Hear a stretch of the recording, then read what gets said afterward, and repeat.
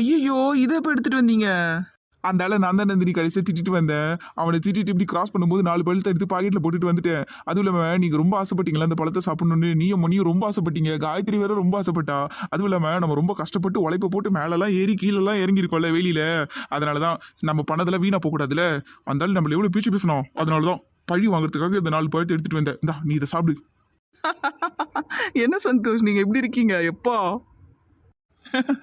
நீ தானே சொன்ன எல்லாம் ஒரு ஃபண்ணுக்குன்னு, அதனால தான் தூக்கிட்டு வந்துட்டேன். சரி சரி, இப்போ சொல்லு, நான் இன்ட்ரெஸ்டிங்கா இல்லை போரிங்கா? பாடுறா.